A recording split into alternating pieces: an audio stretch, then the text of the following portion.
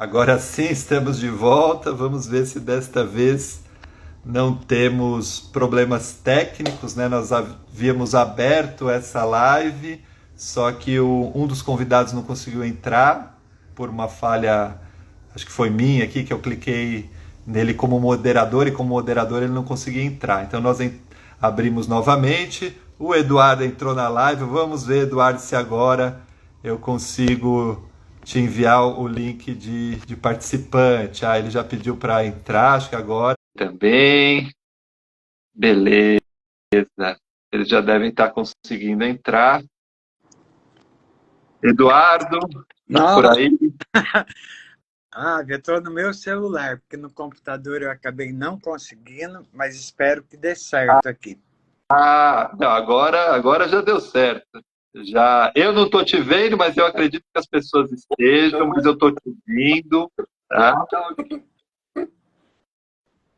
Gente, como eu acabei encerrando a live anterior e para não perder tempo, eu acabei descartando a mídia, e isso vai ficar salvo aqui na nossa página, para as pessoas verem depois. Eu vou pedir para vocês novamente se apresentarem bem rapidamente antes de a gente retomar o assunto, tá bom?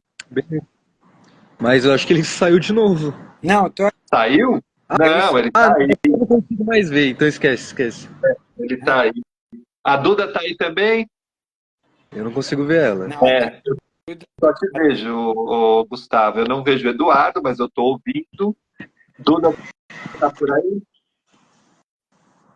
Agora só falta a Duda não conseguir. Mas beleza, vamos lá. Edu, se apresenta aí para nós.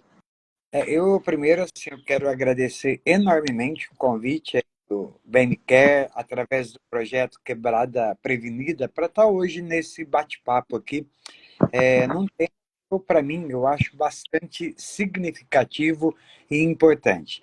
Desde o início, né, da epidemia de AIDS, desde a década de 80 até hoje, 2024, a gente tem esse tema como um dos principais elementos aí de dificuldade para o enfrentamento da epidemia de AIDS, para a eliminação de casos, para a prevenção. Fiquei bastante feliz de estar aqui do lado do Gustavo e da Eduarda também, minha xará, exatamente pelo trabalho que eles têm realizado aí junto à juventude. Eu sou Eduardo Barbosa, atualmente eu estou vice-presidente do Grupo pela Vida São Paulo e gerente do Centro de Referência e Defesa da Diversidade. E também estou na coordenação do Movimento Paulistano de Luta contra a AIDS. Então vai ser um prazer estar com vocês aqui nesse bate-papo. Entrou. Agora a Duda conseguiu entrar. Duda, tá por... Ótimo, perfeito.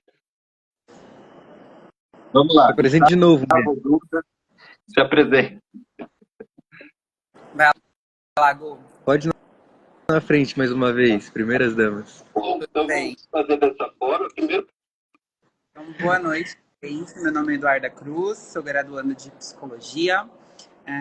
Tenho como missão pessoal ajudar pessoas. Sou muito engajada aí nas causas sociais, participei de alguns projetos. Estou sempre em parceria com Minha Quebrada Prevenida e também com Heliópolis Investindo na Vida. Fora isso, sempre estou aí comparecendo a qualquer coisa esteja relacionada à área social. Eu acho que é uma área que tem e sempre terá o meu coração. Então, eu estou sempre aí disponível e sempre querendo aprender mais sobre as lutas e as causas. Boa. Então, rapaziada, meu nome é Gustavo, tenho 20 anos, atuo há 3 anos na área da saúde sexual. Como educador, cheguei a passar como coordenador também. A gente passou com Minha Quebrada Prevenida por 1 ano, nesse último ano, acho que foi de 2022 até o finalzinho de 23. Dançarino, sou entusiasta em filosofia, como a gente falou. Atualmente trabalhando como pesquisador em um projeto de pesquisa que a gente chama de renda digna. A gente está querendo saber qual seria o salário mínimo ideal para as pessoas viverem com dignidade aqui no nosso território, que atualmente é Heliópolis, entre outras coisas que a gente pode vir abordando, mas para uma boa apresentação, eu acho que eu vou ficar com isso. Quem vai? Quem vai? Bom, então agora eu não vou interferir muito, tá, gente? Eu vou deixar mais com vocês. Então é esse formato, Duda, Gustavo, façam suas perguntas para o Eduardo. Claro, vocês podem trazer as suas contribuições, né? A Duda já trouxe bastante coisa interessante. Então, sintam-se à vontade. Gostaria de agradecer imensamente vocês terem aceitado participar dessa live. Para nós é uma honra. Vou deixar. Justo. Para começar, o Eduardo quer falar alguma coisa para gente, para começar? Eu acho que, Gustavo, você preparou algumas perguntas aí, porque até preocupado. A gente tem algumas dúvidas, mas também a gente pensou, tipo, conforme talvez você fosse falando com a gente pudesse fazer umas perguntas, umas observações.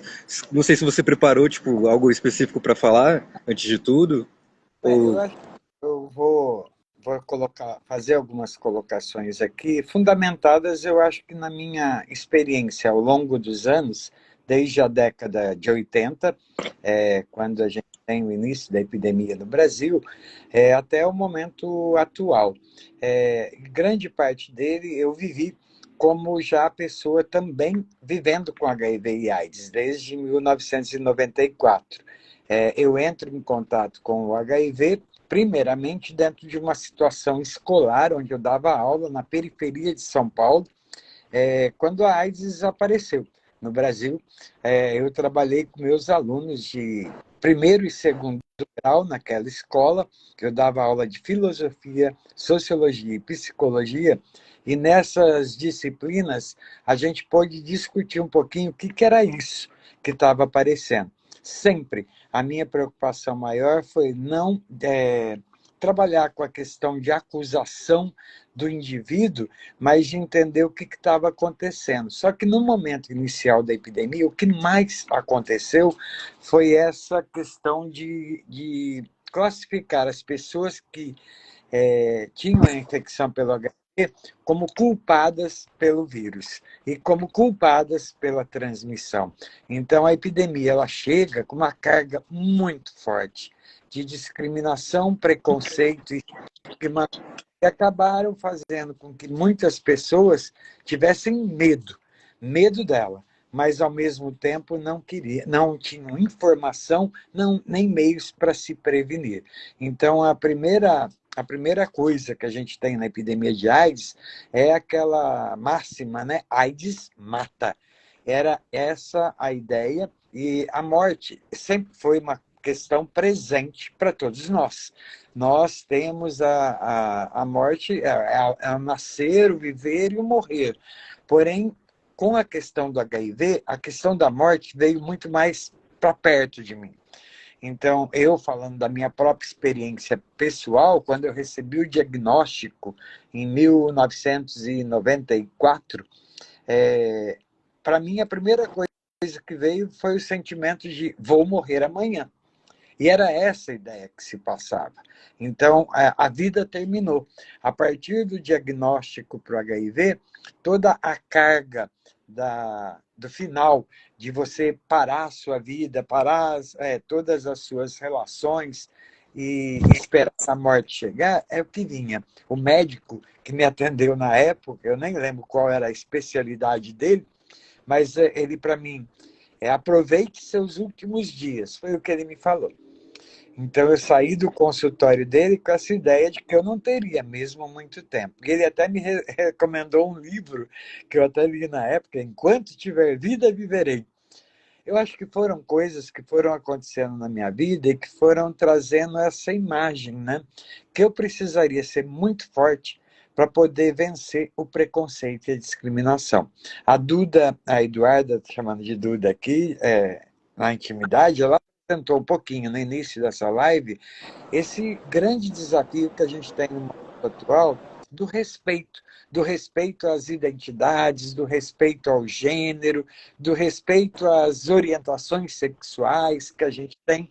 E dentro disso eu trago, hoje, muita gente tem dificuldade para ter respeito com as pessoas que vivem com HIV e AIDS. Por mais que a gente tenha avançado ao longo dos anos no enfrentamento de uma epidemia, com redução de casos, né? Tinha uma estimativa de que no ano 2000 teriam 200 milhões, tudo isso caiu por terra, essas estimativas. O número de pessoas vivendo com HIV, ele passa a ser melhor controlado no sentido de que a gente tem medicação, tem tecnologias, então é possível reverter tanto novas infecções como a própria morte, como a própria mortalidade. Então, essas questões mudaram todo o cenário. Mas uma coisa ainda permanece, que é esse preconceito e discriminação. Eu participo ainda estou ativo, né?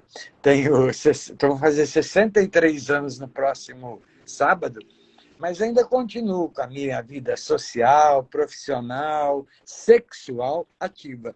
E eu vou dizer que mesmo entre pessoas LGBT, eu sou gay, ainda tem muita discriminação e preconceito para as pessoas que vivem com HIV, por falta de informação.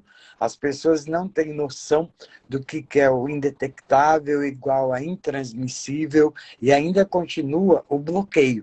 Seja o bloqueio por apertar um botão e te deletar daquele aplicativo, seja o bloqueio por evitar a aprofundar algumas relações. Isso pode machucar muito a pessoa, pode fazer com que ela entre em depressão, que ela possa ter uma dificuldade para adesão ao tratamento, dentre outras coisas. Então, eu só para não me estender muito, eu queria dizer assim, iniciando essa conversa, né, que ao longo dos anos, a gente teve uma epidemia que marcou muito a culpabilidade das pessoas. Se a gente pegar o caso de Cazuza, Sandra Brea e vários outros artistas aí que apareceram na mídia e que tiveram AIDS, eles foram acusados, todos, de prostitutas, promíscuos, drogados, e era essa a visão que se tinha. Mesmo as pessoas hemofílicas, né, que tiveram contato com a AIDS tinham dificuldade de lidar com essa questão. Ao longo dos anos, essa questão vai se mudando por conta de que a epidemia vai mostrando que ela não tem cara e ela atinge a todas as pessoas de todas as classes sociais, independente se eu sou pobre, rico, se eu tenho educação, não tenho educação. É lógico que a gente tem grau de vulnerabilidade diferente. Então, uma pessoa que tem tudo, tem mais informação, uma pessoa periférica tem mais dificuldade a isso. Mas foi possível quebrar alguns estigmas aí que existiam. Mas vai continuando toda essa trajetória, e quando a gente tem hoje ainda pessoas recebendo diagnóstico, ainda vem essa carga de medo que as pessoas têm de que os outros saibam que ela vive com HIV, e esse medo fundamentado exatamente pela exclusão dos grupos sociais, exclusão da família, exclusão do trabalho, dentre outros. Então, a gente avançou muito na tecnologia, na medicina, mas a gente avançou pouco dentro da questão do estigma, discriminação e preconceito dentro da sociedade, mesmo dentro das populações mais vulneráveis. Falei? É isso aí, eu concordo muito com o que você falou sobre toda essa trajetória e esse preconceito. Eu queria que você me dissesse, né? Porque para uma pessoa convivendo com HIV positivo, se você enfrentou, se você vê quais são as dificuldades na busca pelos medicamentos e para os testes no posto de saúde. Tem algum preconceito dentro dessas UBSs?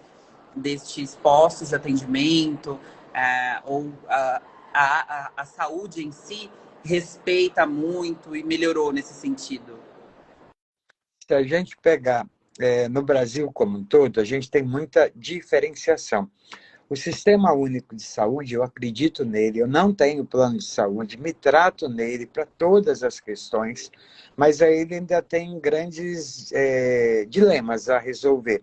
Um deles, e grande, é o trabalho de educação permanente junto aos profissionais que estão dentro desses equipamentos.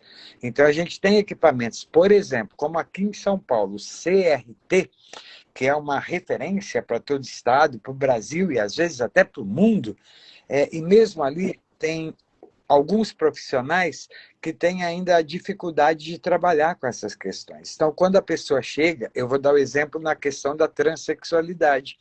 É uma pessoa trans que chega lá, e às vezes, mesmo naquele espaço, tem o seu nome não respeitado, o nome social, mesmo que ela esteja com a identidade, e isso dificulta o atendimento. Então, esse não respeito às individualidades e às particularidades ainda acontecem num serviço que é referência e também nos outros serviços espalhados por aí. É um problema institucional? É um problema institucional, porque os serviços têm que qualificar e manter uma questão de educação permanente, mas tem muito a ver também com a questão individual desses profissionais, da sua moral, do seu dogma. A religião é um entrave para isso, no sentido de que, por vezes, ela acaba ainda culpabilizando e criminalizando. Uma pessoa que chega num serviço de saúde e HIV, e ela fala, eu acho que eu estou com uma DST. Meu Deus, alguns profissionais de saúde caem de pau e já começam a acusar e discriminar.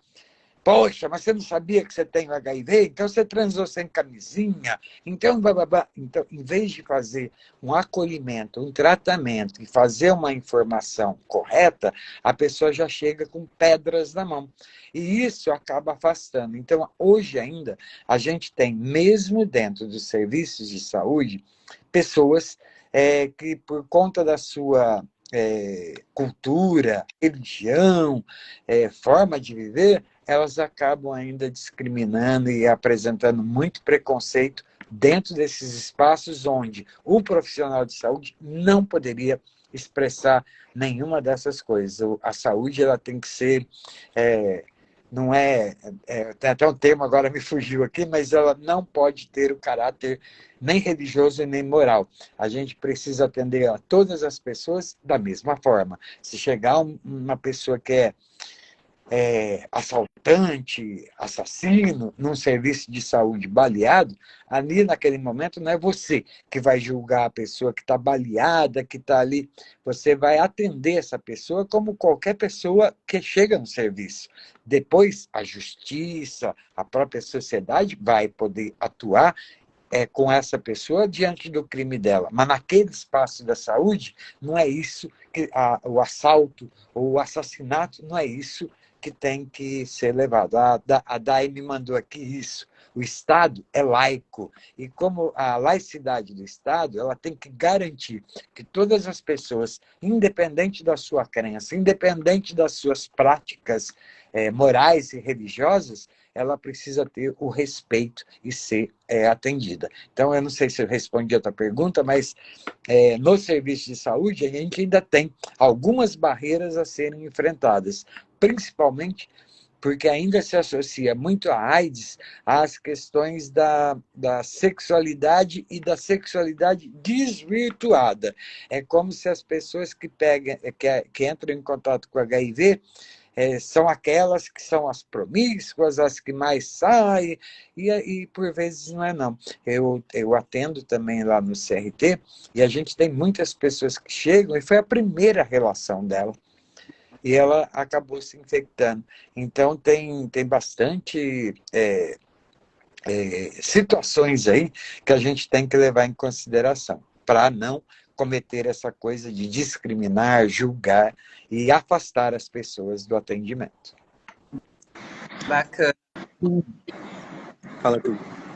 Duas coisas nessa questão. Gostei que você citou o CRT, porque eu fui em atendimento com o CRT e não só nessa questão de preconceito que eu pude observar, né? Eu precisei pegar, na verdade, hormônios lá, porque tem um ambulatório trans também, né? E lá, buscando o hormônio, tinha uma fila enorme de pessoas que estavam buscando medicamento retroviral. Então, assim, eu vi o tratamento que aquele farmacêutico estava dando para aquelas pessoas. Então, assim, já é uma situação vulnerável, né? A pessoa já não está ali no seu melhor momento, né? Ela está buscando uma melhora, está buscando uma condição de vida, e que é muito desagradável você ter um funcionário que deveria entender, cuidar, tá num serviço que é voltado exatamente para isso, te tratando com tanto respeito, com tanta falta de empatia, pouca solidariedade, né? E eu presenciei realmente, o CRT foi um lugar que me surpreendeu, inclusive quando eu precisei também para outras questões, outros funcionários também não me atenderam muito bem lá no ambulatório trans. Então, já queria até puxar, como você citou, e já deixar essa crítica, inclusive, ao CRT, né, para melhorar, e realmente essas barreiras que a gente encontra de funcionários não tão bem qualificados nesse sentido, e que também precisam reavaliar a sua ética profissional. Afinal de contas, eles passaram por uma formação, né? E como toda formação, existe uma ética do profissional, seja médico, farmacêutico, seja para você trabalhar na recepção, independente de qual área você vai atuar, você tem um código de ética a ser seguido, né? E ele precisa ser exercido. E aí eu queria puxar uma questão também, que normalmente sai uma vez por ano, né? Frequentemente alguém coloca um cartaz sobre uma falsa informação, uma fake news, né? Gerando alarde de que alguém estaria com seringas, ou até mesmo num posto tal, ou por aí, estaria uma pessoa com seringas contaminadas com o vírus do HIV, infectando pessoas. E isso é um cartaz que, da última vez que eu vi, foi colocado dentro de uma UBS e foi disseminado, né, pelas redes sociais até chegar em mim, das pessoas divulgando essa informação, que é uma informação que a gente sabe há muito tempo que é errada, né, que não bate, que não faz sentido, mas o que me surpreendeu foi, de fato, estar dentro de um veículo de saúde, né? Então, assim, o que está acontecendo nessa formação, o que está acontecendo com esses profissionais também que deixam, e como um órgão público como o SUS, como as UBSs, permitem que algo desse tipo aconteça dentro das unidades, né? Então, é difícil, porque é uma luta constante e parece que quem deveria estar do lado está indo contra. Eu não sei se o Gustavo ele está conseguindo, porque eu estou vendo aqui ele, mas está rodando só a tela dele. Eu acredito eu acho que travou a conexão do Gustavo. Então, eu vou aproveitar, Eduardo, para fazer uma pergunta no lugar do Gustavo, enquanto ele não volta. Você chegou a comentar sobre I igual a I, né? E também falou dessa situação que quando chega num serviço de saúde, com uma DST, há esse julgamento, né? Como que você foi trazendo essa camisinha. Então, eu gostaria que você... Porque, assim, muitas das pessoas que podem estar nos assistindo, elas não fazem parte desse mundo, né? Nós que trabalhamos com essa temática, nós sabemos mais, né? O que é I igual a I e tal. Então, explica um pouco sobre esse tema, o que é o I igual a I, porque uma pessoa vivendo com HIV também pode, muitas vezes, transar, inclusive, sem camisinha. Eu vou começar pelo que a Eduarda colocou, e assim, uma das questões, e assim, não é uma defesa do CRT, mas a gente tem uma infinidade de trabalhadores lá, tanto no ambulatório de HIV, especialidades, no ambulatório de hepatites, no próprio ambulatório TT e de STs, que estão extremamente qualificados e respeitam e mantêm essa ética profissional. Mas, às vezes, aparece algumas pessoas que desviam desse caminho. Numa recente reunião que eu participei da equipe de médicos e por aí vai, ficou muito, e com a participação de pessoas trans, ficou bastante evidente a questão assim, a gente não consegue mais tolerar essas situações. Então, eu mesmo, enquanto diretor lá do ambulatório, a gente propôs em um determinado momento, por conta de um desrespeito constante de uma pessoa com os usuários, um trabalhador, a gente foi anotando na ficha dele, na ficha profissional, até chegar o momento, por conta de que era concursado, da gente pedir a transferência dele do serviço. A ficha dele ficou marcada por essa recusa de a gente não querer ele trabalhando com a gente. Então, eu acho que é um momento também dos serviços de saúde não mascararem as situações e enfrentarem isso de frente. Eu não quero ficar batendo na pessoa que está lá me afetando, nada disso, mas eu não posso tolerar mais, eu não posso permitir que as pessoas continuem no espaço que não pode ter esse julgamento, esse preconceito, que ela continue trabalhando ali. Então, se é uma pessoa que é efetiva, concursada, ela tem que ter o registro nos seus prontuários e isso tem que ir para a sua ficha para questão de progressão profissional e no último caso, fazer mesmo a transferência dela de equipamento, porque ela não pode estar trabalhando ali. E isso eu acho que tem que acontecer em todos os lugares. Quando você vê um cartaz desse, como você falou, falando da disseminação do HIV por conta de... Isso aí é uma história que aconteceu lá atrás e que constantemente ela é repetida. Não é uma verdade, é uma fake news. E eles repetem uma história. Pode ser que tenha acontecido, eu não tenho clareza e nem informação de que isso foi um fato real. Isso aconteceu nas redes sociais, de terem divulgado que uma pessoa estava andando no metrô e picando, mas não tem a comprovação disso. E isso acabou sendo disseminado, como várias outras mentiras na internet, como sendo uma verdade. Então, a gente tem que combater isso. E quando a gente vê um cartaz desse numa unidade de saúde, na hora, não é tirar o cartaz, não, é chamar o gerente daquela unidade, mostrar para ele, ó, isso aqui está errado, pode estar aqui, porque senão essa questão acaba acontecendo de novo. Então, a gente não pode ficar passivos diante de situações que são extremamente violadoras de direitos. A gente precisa, eu não posso ser só antirracista, eu tenho que agir como uma pessoa antirracista, eu preciso combater o racismo. E, então, não basta eu ser não sorofóbico, não tenho que agir para que essas coisas aconteçam. Nesse sentido, eu embarco na tua pergunta do I igual a I. A gente tem, hoje, ainda muita desinformação. E o I igual a I, hoje, com a medicação que a gente tem aí sendo oferecida, e cada vez mais rápido, mais cedo, e as pessoas estão tendo uma adesão, pelo menos pelos números dos dados que a gente tem, de cerca de 90% aqui no estado de São Paulo, 92%, a gente tem o quê? Uma baixa da carga viral dessas pessoas.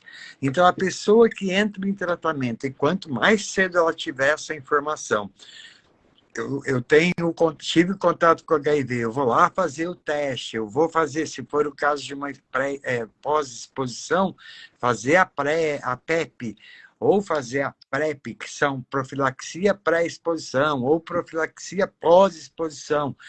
Mesmo diante disso, o que eu vou constatar? Se eu mantiver o tratamento dentro da PEP, que tem que tomar 28 dias, se você acha que entrou em contato com o HIV, durante 28 dias você vai tomar a medicação e vai repetir o teste no final desses 28 dias. Com quase toda certeza, tomando a medicação, é muito elevada a taxa de não conversão para o HIV. Então, a pessoa não entrou em contato com o HIV. A PrEP, a questão de profilaxia pré-exposição. A pessoa pode tomar para poder se prevenir, e mesmo não tendo o HIV. E ela acaba se mantendo também protegida do HIV. Para a pessoa que vive com HIV, a tomada do medicamento é semelhante a essa prevenção.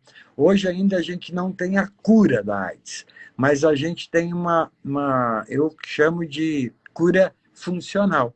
Na medida em que eu tomo a minha medicação de forma correta, sem perdas e com acompanhamento de exames médicos, eu mantenho a quantidade de vírus no meu organismo muito baixa. E essa quantidade de vírus é incapaz de transmitir o vírus para outras pessoas, mesmo que eu tenha relações sexuais desprotegidas. Não é o aconselhável. O aconselhável é manter o uso do preservativo, mesmo que eu seja uma pessoa que vive com HIV e tome a minha medicação direito. Eu vou manter a minha indetectabilidade, eu sou indetectável ao HIV, o número de contagem de células infectadas, ele fica abaixo hoje de 40 células, bem abaixo disso até, e isso não é capaz de transmitir para outra pessoa. Então, você mantém um nível de segurança bem maior. E se a pessoa mantém as outras metodologias de prevenção, como eu citei aqui, eu sou pessoa vivendo com HIV e vou ter um relacionamento com uma pessoa que não é HIV. Eu estou indetectável. A proteção é altíssima. Eu diria que é 99,9% de proteção diante de tudo que eu já li e vi dos ensaios clínicos, das pesquisas e por aí vai.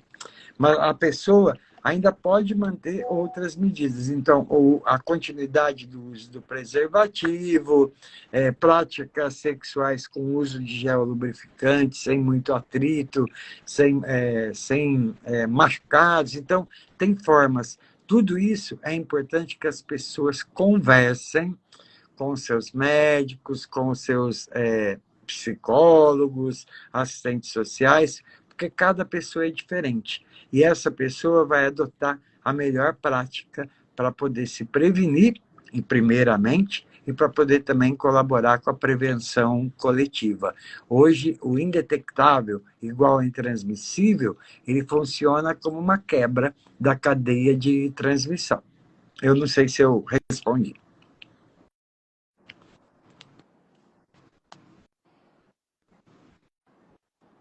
E ouvem? Sim. Bom, eu acho que você, falando pelo Alexandre, eu acho que você respondeu. E eu queria puxar um pouco, assim, pensando em quem está assistindo a gente, não tendo muita informação, e eu sei que muita gente confunde esses dois, então eu queria que você falasse brevemente, mas destoasse um pouco. O que é AIDS e o que é HIV positivo? Uhum. Durante muitos anos, essa confusão esteve até na minha cabeça, né? Sou uma pessoa que vive com AIDS ou eu tenho HIV? Então, é um dilema para a gente por conta de que você, às vezes, fica, mas parece que eu já passei pela situação de AIDS. Viver com HIV é eu ter entrado em contato com esse vírus e esse vírus circula no meu organismo. Mas não significa que esse vírus chegou a me causar uma doença por indecorrência do HIV. Então, eu não tive uma infecção associada ao vírus do HIV. Então, eu tenho HIV, mas eu não sou uma pessoa que vive com AIDS. Eu vivo ou tenho dentro do meu organismo o vírus do HIV, mas eu não tenho a AIDS como uma doença característica da minha vida.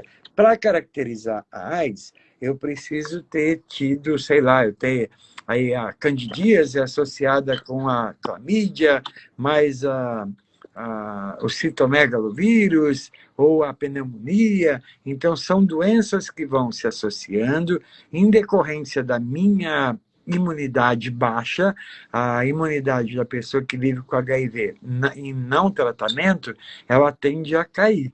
E, nesse sentido, ela fica mais próxima, né, de ter algumas infecções oportunistas, que a gente chama. A pneumonia é a principal delas e que causa mais mortes entre pessoas com HIV, junto com a tuberculose. Tuberculose, pneumonia, elas são grandes fatores aí de óbito das pessoas com HIV, por conta de que elas acabam fazendo a pessoa entrar no quadro de AIDS, de doença, e aí junta tudo, né? A imunidade baixa pelo HIV, a pneumonia, a tuberculose, a hepatite, e aí isso leva a um agravamento. Mas também tem, hoje, com a tecnologia, não quero deixar ninguém assustado, né? É possível a reversão. Então, na medida em que você está em acompanhamento e você tem em algum momento um quadro de AIDS, você pode reverter isso. Hoje eu posso estar nesse quadro de AIDS, mas amanhã eu posso ter combatido e posso ter saído do quadro de tuberculose, pneumonia, candidíase, eu consigo me tratar. Então, tem uma diferença grande entre viver com HIV. Eu viver com HIV é o vírus que circula no meu organismo, e eu estar com AIDS, que aí demanda um cuidado maior, porque associa não só o HIV, né, mas são doenças que acabam acometendo a pessoa por conta da imunidade baixa do HIV. Que o HIV... Ô, Eduardo, mas isso acontece quando a pessoa, por exemplo, abandona o tratamento ou não está fazendo o tratamento direito, né? Se a pessoa faz o tratamento direito, ela não vai entrar num quadro de AIDS. Eu particularmente, acho que se eu falar porque eu entrei num quadro de AIDS, foi uma única vez que eu tive uma candidíase bucal. Mas lá atrás, ainda quando nem tinha medicação, quando a gente ainda só tinha o AZT, DDI e DDC. Então, mas ao longo do tempo, eu não tive nenhuma outra manifestação. Então, eu estou há quase 30 anos aí vivendo com HIV. Quem se mantém em tratamento, e às vezes até, eu vou ser bastante sincero aqui, a gente está falando também com a juventude, às vezes mesmo uma pessoa que vive com HIV e tem toda a informação como eu, acaba tendo momentos de deslize. Cansaço de tomar o remédio, é muito remédio. Hoje nem é muito. Hoje a pessoa que inicia o tratamento, ela começa com dois comprimidinhos, né? E está indo para um. Mas a gente tem... Eu atualmente, eu tomo só para o HIV 8 comprimidos por dia. Então, eu não gosto de tomar remédio. E às vezes a gente cai nessa coisa do esquecer, de deixar para lá. E isso é o que causa a doença, né? Você acaba deixando de tomar, você tem fragilidades ampliadas, e aí, nesse sentido, você acaba permitindo, né, que essas infecções entrem no seu organismo. Hoje é muito difícil uma pessoa morrer de AIDS. Hoje, as pessoas que falecem de AIDS, e aí a gente tem que registrar, e vocês estão aí numa periferia, né? Por isso eu adoro o projeto Quebrada Prevenida, porque são pessoas periféricas, que não têm acesso à saúde, que não têm acesso à informação, que chegam tardiamente no serviço. Ela vai achando que não é nada, o HIV entrou no seu organismo, vai deixando para lá, ou ela teve um diagnóstico, mas quer evitar. E aí, nesse sentido, o que acontece? Ela acaba permitindo que essas infecções entrem, né? Então, a pessoa chega tardiamente no serviço ou, como você colocou, deixa de tomar medicação. Eu detesto a palavra o paciente não tem adesão. Não é o paciente que tem adesão. O serviço tem que ajudar a manter essa adesão. Porque, às vezes, a gente fala, não é fácil tomar remédio todo dia, e aquele horário eu tomo 2 vezes por dia, 8 comprimidos, mais 1 tonelada por conta de outras coisas, e cada vez que eu vou pegar o comprimido, isso me traz a lembrança de que eu tenho HIV. E isso marca. Então, por mais que eu seja tranquilo na minha vivência com HIV, ainda para mim, a tomada de medicação não é algo tranquilo, é algo que a gente vai ter que trabalhar. Então, não é a pessoa que abandona o serviço, não. É o serviço que não consegue oferecer coisas para que as pessoas se mantenham nessa adesão. Que bom que o Gustavo voltou. Voltei. Demorou, mano, mas eu voltei. Pode terminar a fala, mas eu tenho perguntas para fazer. Não, legal. Eu acho que assim, eu não sei se eu concluí. O que você, Alexandre? Tá ótimo, já respondeu muito bem. E tinha dado um outro bug aqui no Instagram. O Gustavo, ele tinha caído a conexão dele, só que o Instagram considerava que ele ainda estava na live. Aí agora eu consegui achar onde removia ele para ele poder entrar novamente. Mas que bom que conseguiu. Agora, Gustavo, manda ver aí. Então, eu tinha algumas as questões, vou tentar ir com calma, que tipo, veio uma, veio outra, só que nessa brincadeira de voltar pra live, primeiro eu queria saber pra você, que você comentou, né, a sua questão com a filosofia e tal, como eu falei, eu sou entusiasta demais dessa linha de raciocínio, de pensamento, curto muito as ideias que dá pra se tirar disso, e como foi pra você lidar com o seu diagnóstico, tendo isso como exemplo, então, tipo assim, tinha muito a se pensar, tinha muito a raciocinar, questões de como, sei lá, esse diagnóstico apareceu, como você lidaria com ele na época, como até hoje vem lidando, como é viver sobre essas condições, sabendo que você já falou, vivo bem, minha vida sexual se mantém ativa, minha saúde está aí. Eu pensei na época que tipo, não teria muito tempo de vida e estou aqui. Continuo vivendo, continuo atuando, continuo existindo. Queria falar também sobre as questões dos serviços, né? A Duda falou um pouco das questões dela, você falou das suas. Eu já tive minhas questões com um serviço de. Eu não vou saber se agora o SAI, né? Já tive minha questão de atendimento. Queria falar sobre se vocês estão familiarizados com o termo, né, de educação entre pares, que eu acho muito importante, porque quando eu fui fazer o meu primeiro teste de HIV e tal, faltou um pouco desse acolhimento, faltou um pouco dessa conversa, faltou muito. Tipo, as perguntas que me foram feitas foram totalmente evasivas. Então, pensar para você também como é que foi para você aderir. A gente está falando de preconceito, de discriminação e tal. E, tipo assim, o que isso influencia na adesão ou não adesão a algum tratamento, a algum medicamento? São muitas questões de uma vez só, mas, tipo, da melhor maneira, são algumas perguntas que eu tinha para você. Eu vou tentar, assim, começar pela... A filosofia me ajudou muito. Eu fui estudante, seminarista lá da Unesp, Marília, depois desisti, né, de seguir aí a linha eclesiástica da igreja, mas a filosofia, e a teologia um pouco, mas mais a filosofia, me trouxe muita percepção da consciência de mundo. Penso, logo existo. E para mim pensar e logo existir, René Descartes, eu preciso exatamente entender o que se passa à minha volta, entender essas questões que estão aparecendo. Então, na década de 80, eu, apesar de não saber nada do que estava acontecendo com AIDS, a filosofia me levou na sala de aula do segundo grau, do primeiro, segundo e terceiro ano do ensino médio, a discutir com meus alunos essas questões. E hoje eu tenho alunos daquela época, de 1994, que estavam na sala de aula, que me seguem até hoje no Facebook, no Instagram, alguns se formaram professores, e eu tenho muito orgulho disso, porque essa discussão também me permitiu, algum tempo depois, quando eu recebi o diagnóstico, ainda nessa mesma escola, em 94, eu estava dando aula lá desde 83, que foi bem no início da epidemia, né? A gente tem jornalzinho da época que falava da epidemia, o que era essa coisa nova que estava chegando. E aí, na época, se falava da peste gay, e os meus alunos nunca colocaram como peste gay, mesmo naquele jornalzinho da época.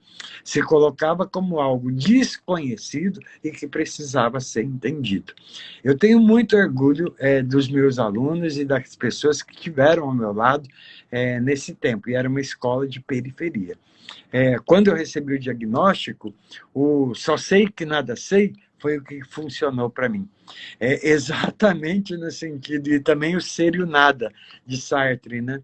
Que você precisa estar muito consciente de que tudo é muito efêmero e passageiro. E se a gente não se apoiar em coisas que são do presente, da minha vida, eu vou deixar as pessoas me dominarem. Então, eu acho que eu tive muita força para a minha vida pessoal, para o meu enfrentamento do meu HIV, de entender que era eu comigo mesmo, primeiramente. E que eu não tinha que fugir dessa realidade com as pessoas que estavam próximas a mim. Teve muita gente que me acusou, aidético, tive xingamento de pessoas não dentro da sala de aula, mas no entorno da escola, que ia na janela, que brigava, que xingava. Teve pai de aluno que veio falar, teve professor que não quis tomar água no mesmo lugar que eu, queriam que eu usasse banheiro diferente, todas essas situações. Mas eu tive um grupo de alunos que me deu um apoio enorme quando eu contei, e até hoje eles estão comigo, até me emociono quando eu falo disso, porque hoje eles são pais, alguns até já avós, E isso para mim foi um marco, porque você traz para a vida inteira. E desde aquele momento, eu nessa percepção, né, de que nós não somos nada, e que dentro desse nada eu preciso sempre estar buscando aquilo que é a essência da vida. E para mim a essência da vida é a empatia, a solidariedade e o amor. E eu acho que isso eu encontrei nas pessoas à minha volta, apesar de ter algumas pessoas que acabavam me agredindo ou querendo me agredir com palavras, atos e ações. Então, acho que hoje eu sou formado em filosofia e hoje a filosofia me ajudou muito a própria trajetória do ativismo. Eu fui para Brasília, trabalhei no Ministério da Saúde por um tempo, fui diretor do departamento de AIDS lá adjunto, e como filósofo. Então, eu nem imaginava que eu podia um dia estar lá na saúde, né? No Ministério da Saúde. Hoje, aqui em São Paulo, no CRT, dirigindo um ambulatório de médicos. Tem 38 médicos e eu estou lá dirigindo esse ambulatório. Então, eu acredito que tudo na nossa vida tem que ser gerado pela nossa força e obstinação primeiro, pela autoaceitação e pelo autoquerer as coisas. Segundo, pela busca de competência e informação. E, por último, essa empatia com as pessoas e com as relações que a gente estabelece. Dentro da sua pergunta também, Gustavo, assim, eu acho que isso que você relatou da dificuldade que você teve, né, é uma coisa muito recorrente e que eu coloquei um pouco na live, eu não sei se você conseguiu acompanhar no começo aí, mas é a coisa mesmo que a gente ainda tem muito estigma em cima da questão do HIV. E essa coisa do apontar o dedo, de as pessoas ainda fazerem o julgamento, é muito recorrente. E para pessoas travestis, transexuais, especialmente, é muito complicado. A Eduarda está aqui, se ela quiser, ela pode até comentar, mas uma pessoa trans que vai num serviço de saúde, ela automaticamente vai lá na área de DST. Então, ela pode estar com o braço quebrado, mas aí já encaminham para DST. Por quê? Vai para a área de braço quebrado, não é alguma coisa. E ainda a gente tem essas situações ocorrendo no vários serviços aí. Eu não gosto muito, apesar de achar necessário, dos ambulatórios específicos de travesti e transexual. Não gosto. Por quê? Porque parece que a gente tem que ter bolha para ser tratado.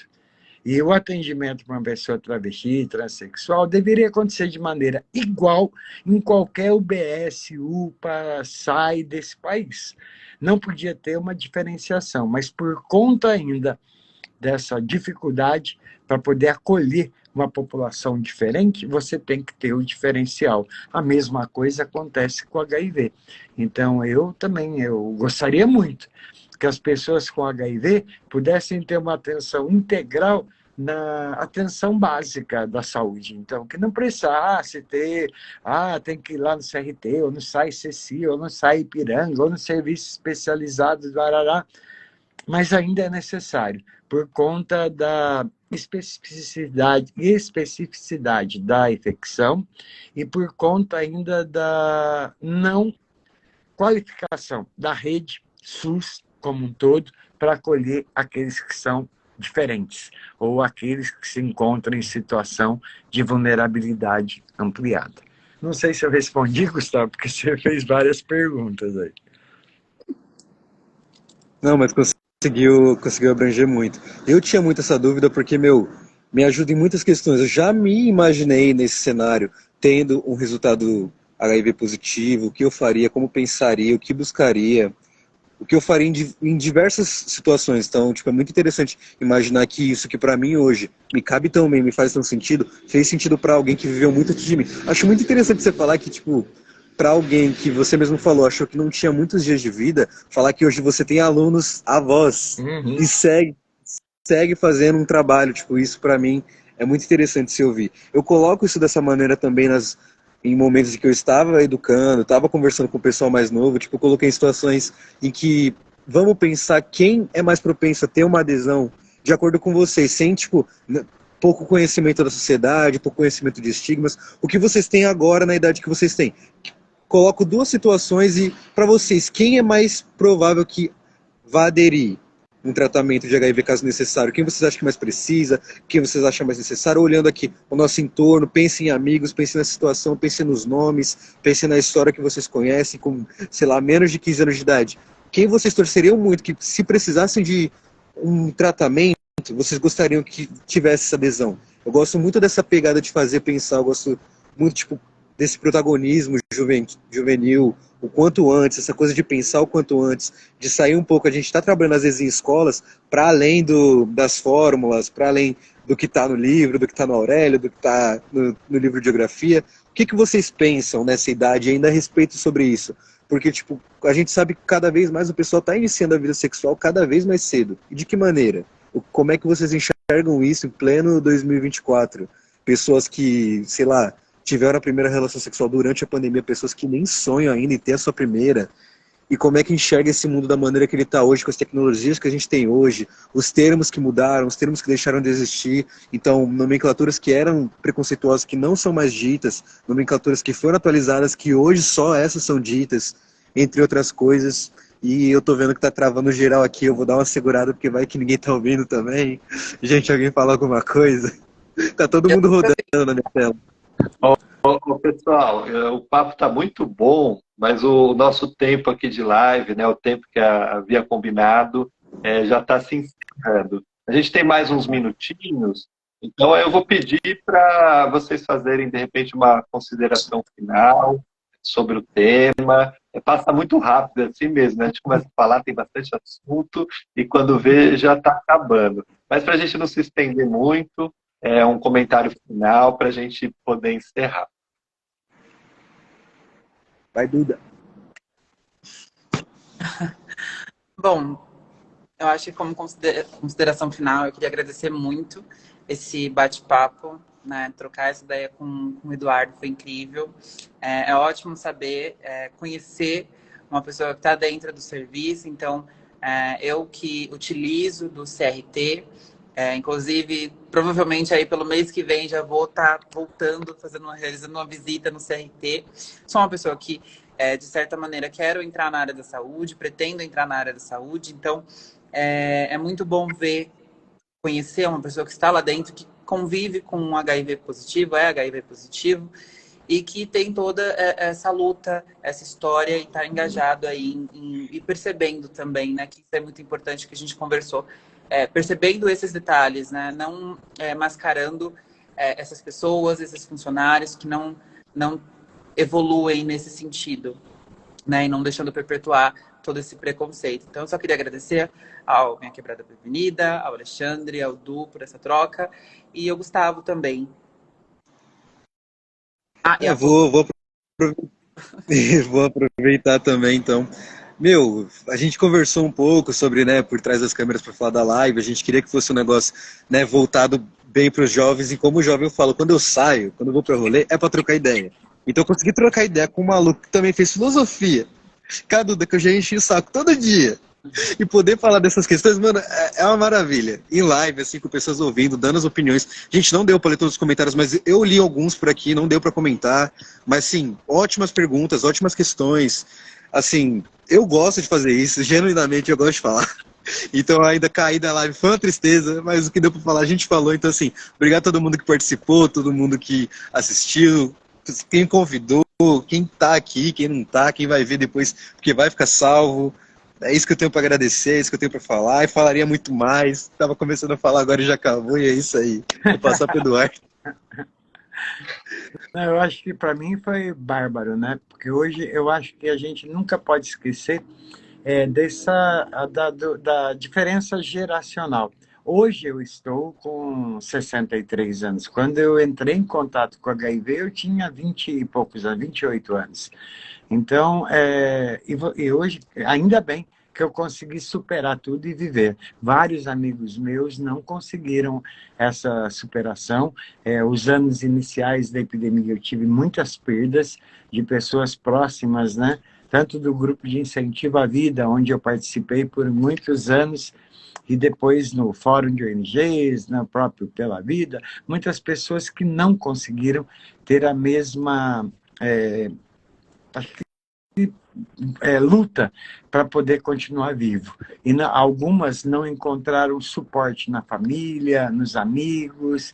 Então, eu sou, acho que, grato a essa diferença geracional. E hoje, quando eu falo dos meus alunos, avós, é porque eu tenho até esses netos acabam vindo perguntar coisas, porque o pai, a avó, acabou falando, oh, esse aqui foi meu professor, e acaba sempre aparecendo algumas questões de sexualidade, da questão da AIDS, nesses papos com esses jovens. E eu acho que é isso que a gente precisa promover. O Quebrada Prevenida, para mim, é um projeto magnífico, porque é o jovem com o jovem. E é isso que você colocou, Gustavo, essa leveza de levar para todos os lugares o bate-papo, e numa roda de conversa, numa balada, lá no cervejinho, ou na pista de skate, você poder conversar, eu vou sair hoje para um rolê e vou pegar as menininhas. Você está com a camisinha? Você tem camisinha? Você já... Então, eu acho que é isso que a gente tem que estimular. É não ficar julgando, ele vai pegar, ou a menina, hoje eu vou pegar todos, vou beijar. Não é ficar julgando as pessoas. É a gente poder promover espaços onde a juventude, eu acho que hoje a juventude para a gente é um grande... tem que ter um grande trabalho mesmo, ela precisa ser estimulada a ser ela, verdadeira. Eu acho que eu sou o que sou. Cheguei onde estou exatamente porque eu tenho muito amor próprio. Por mais que às vezes eu me ache, tem problema, tá gordinho, tá barrigudo, narigudo, é isso e aquilo, eu tenho amor próprio. E eu acredito que antes de qualquer pessoa, eu tenho que acreditar em mim, eu tenho que me valorizar. E é isso que todos os jovens devem ter também. E mantendo sempre, é lógico, a civilidade, a convivência. Alguns têm facilidade com os pais, outros não, mas sempre mantendo essa coisa do o que eu não quero para o outro, para mim, eu não quero para o outro. E eu sempre vou ter que ter na minha mente que eu tenho que ter vontade de viver, eu tenho que ter vontade de lutar, eu tenho que ter vontade de enfrentar os desafios para poder superar todas as barreiras, acusações, discriminação e preconceito que a sociedade nos coloca. Acho que muito obrigado a vocês do Quebrada Prevenida, muito obrigado a Eduarda, ao Gustavo, aqui, ao Alexandre, a Dai, que fez o convite inicial, ela estava aqui, eu vi que ela estava no chat, mandou algumas mensagens que eu não consegui ler, mas assim, eu quero agradecer ao Betinho, que deve estar também na live, eu vi que ele estava. Então, assim, enormemente, é um prazer estar com vocês e eu fico à disposição. Quem sabe uma hora a gente faz um bate-papo aí, um piquenique de encontro de gerações aí na região que vocês estão atuando e a gente possa trazer, né, essa troca. Para mim é rica, porque me acrescenta muito, e eu acredito também que as nossas histórias vividas, elas acabam não direcionando, não sendo exemplo, mas elas acabam dando um tchanzinho para as pessoas poderem pensar sobre a sua própria existência. Muito obrigado. Pessoal, assim, foi um bate-papo maravilhoso. Edu, essas histórias que você trouxe para nós, né? Nada como alguém que vivenciou tudo isso, para a gente ter uma noção. É muito legal mesmo. Obrigado. Obrigado a Duda e o Gustavo aí por terem enriquecido o nosso debate.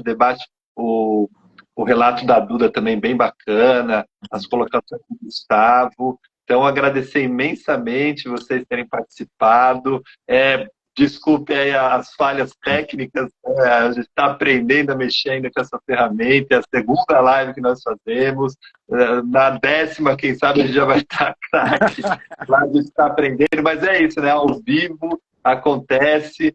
Então, obrigado mesmo e até uma próxima oportunidade. Eu sei que a Duda tem compromisso, então nós vamos encerrar. Obrigado mesmo, boa noite para todo mundo. recomendação para todo mundo aí que está assistindo.